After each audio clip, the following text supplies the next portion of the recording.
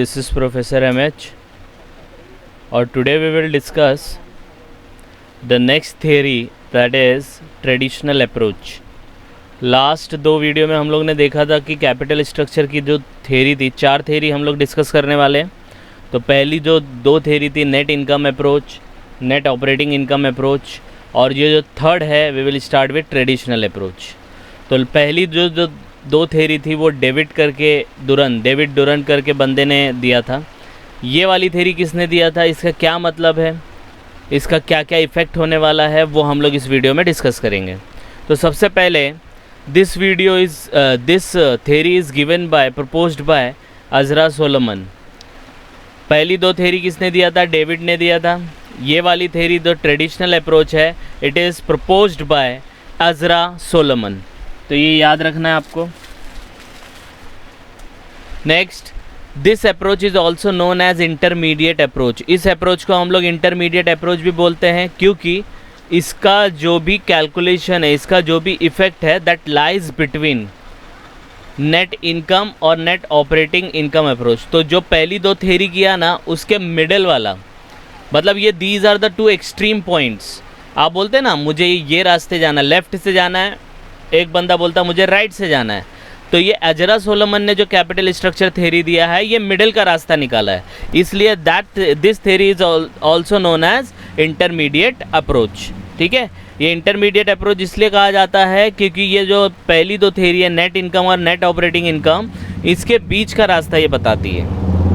Okay, next इसके कुछ assumptions हैं। First assumption is company distributes its earning as dividend. जितना भी वो कमाती है पूरा का पूरा डिविडेंड देती है। ऐसा होता नहीं है, practically it is impossible, right. तो कंपनी जितना भी अर्निंग कमाती है वो डिविडेंड के तौर पे डिस्ट्रीब्यूट करती है। दूसरा, there is no transaction cost for issue of shares और डेट। शेयर को इश्यू करो, डेट को इश्यू करो, इसका कोई कॉस्ट नहीं है। That is also assumption because it is practically is impossible. आई बात समझ में? तो अगर ये एजम्पशन को आप अगर निकाल दो तो थेरी का मतलब नहीं होता। तो थेरी का मतलब यही है कि ये बंदे ने ये बताया है कि अगर हम लोग ने इस तरीके से वर्कआउट किया तो उसका क्या इफ़ेक्ट आएगा। लेकिन इस तरीके से वर्कआउट करने के लिए हम लोग को कुछ चीज़ें इंटैक्ट रखनी पड़ेगी, दैट इज़ कॉल्ड अजम्पशन। तो वो चीज़ें इंटैक्ट रखेंगे तभी हम लोग को इफ़ेक्ट आएगा, नहीं तो नहीं आएगा। ऐसे बात करते हैं ना कि जैसे मान लो अगर ये होता तो मैं ये बन जाता, तो मान लो, तो वो आपने इंटैक्ट रखा, हाँ मान लिया कि ये हो गया, तभी तो आप बन गए ना। लेकिन अगर मान लो को हटा देंगे तो आपका थेरी का कुछ मतलब नहीं रह जाएगा। तो ये अजम्पशन इज़ द मतलब it is like a base. ये अजम्पशन के बेस पे ही पूरा कैपिटल स्ट्रक्चर थेरी बेस्ड है। तो पहला तो डिविडेंड देता है, दूसरा there is no transaction cost, and third one, earning expected to remain the same in present and future. जो अर्निंग अभी कमा रहा है वो भी सेम रहेगा, फ्यूचर में जो कमाएगा उसके जैसे ही।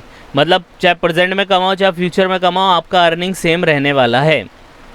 तो this is the traditional approach given by Ezra Solomon. Okay, अब इसमें इसने कहा है कि जब हम लोग इस थेरी को इस अजम्पशन के बेस पे लेते हैं तो जो इफ़ेक्ट आएगा उसको उसने अज़रा सोलोमन ने 3 स्टेज में डिवाइड किया है। ठीक है, तो अज़रा सोलोमन ने बताया कि when we use traditional approach in capital structure, तो हम लोग को जो इफ़ेक्ट आएगा वो 3 लेवल में आएगा। तो 3 लेवल कौन से हैं? पहला, cost of debt and cost of equity are constant. ये लोग ने अज्यूम किया है कि भाई ये कांस्टेंट रहने वाले हैं।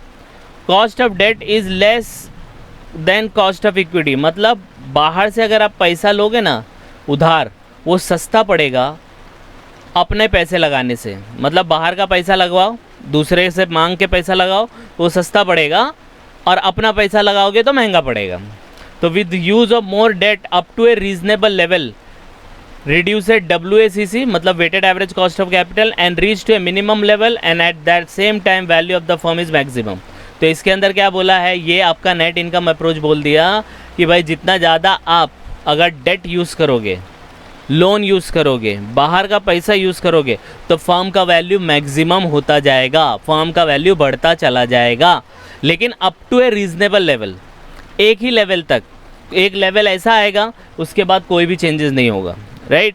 अब ये आपने बढ़ाते गए, बाहर का पैसा बिजनेस में डालते गए, फर्म का वैल्यू बढ़ता गया।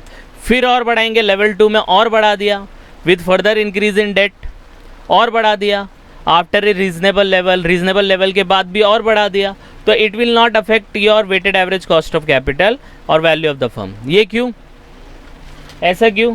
क्योंकि जितना इंक्रीज आप डेट में करोगे तो बाहर वाले का पैसा ज़्यादा लगेगा, तो रिस्क किसको ज़्यादा हो जाएगा? ओनर को हो जाएगा। ओनर मतलब इक्विटी शेयर होल्डर। तो डेट बढ़ेगा तो करस्पॉन्डिंगली उसका सेटअप होगा, कॉस्ट ऑफ इक्विटी भी बढ़ जाएगा। इसलिए एक रीजनेबल लेवल के बाद अगर आप डेट को इंक्रीज करते जाओगे तो इट विल नॉट अफेक्ट, इधर पे भी उतना हुआ उधर पे भी उतना हुआ तो वो इंटैक्ट रह जाएगा, वैल्यू ऑफ द फर्म में चेंजेस नहीं आएगा। लेकिन अप टू दैट लेवल, एक बार लेवल 2 आपने क्रॉस किया तो अब जैसे ही आप बाहर का पैसा लोन लेके आप फिर लगाने लगोगे तो आपका वैल्यू डाउन होना स्टार्ट हो जाएगा। फिर आप देखो, फिर increase in debt beyond a reasonable level. एक लेवल के बाद रहता है ना, किसी से उधार लेते हैं तो सामने वाला बोलता है हाँ ठीक है ले ले, 100 रुपया लिया ठीक है ले ले, और 100 रुपया लिया चलेगा कोई प्रॉब्लम नहीं है, और 100 रुपया ठीक है चल इतना तो दे सकते हैं। एक 500 रुपया पहुँचा फिर बोलेंगे देख भाई अब नहीं दे सकते, दैट इज़ रीजनेबल लेवल। 500 के बाद वापस आप 100 रुपया दे रहे हो, that is beyond reasonable level. तो जब आप बियॉन्ड रीजनेबल लेवल इंक्रीज करोगे, बाहर का पैसा बिजनेस में लगाओगे, तो this will lead to rise in both cost and equity of debt. तो इसके अंदर क्या होगा, दोनों बढ़ जाएगा, और overall cost of capital that is KO, this is again nothing but WACC, वो भी बढ़ जाएगा। तो इन शॉर्ट ये बताना क्या चाहता है कि भाई जितना हो सकता है बाहर वाले का पैसा यूज़ करो, क्योंकि वो सस्ता है। पहले लेवल में बताया है that is less than cost of equity. उससे क्या होगा कि एक रीज़नेबल लेवल तक अपना पूरा ओवरऑल कॉस्ट कम होएगा, वैल्यू ऑफ फर्म बढ़ेगा। थोड़ा थोड़ा बढ़ाते रहेंगे डेट तो कुछ फ़र्क नहीं पड़ेगा, थोड़ा बहुत ले सकते हो आप, लेकिन एक बियॉन्ड लेवल अगर आपने लिया तो it will reduce our value, it will increase our cost. ये अजरा सोलोमन ने बताया है। आई बात समझ में? तो इसका प्रैक्टिकल क्वेश्चन देखेंगे तो आपको समझ में आएगा। तो एज ऑफ नाउ इसका ये थ्योरी है, आप इसको एक दो बार गो थ्रू करिए, कितने लेवल है वो एक दो बार आप देखते रहेंगे तो आपको समझ में आएगा। नेक्स्ट वीडियो में जब हम लोग मिलेंगे तो इसका एक प्रैक्टिकल क्वेश्चन करेंगे, जिससे आपको क्लियर हो जाएगा कि ये कैपिटल स्ट्रक्चर थ्योरी बोलना क्या चाहती है। आई बात समझ में? तो that's all for today and please like and subscribe for more videos. Thank you.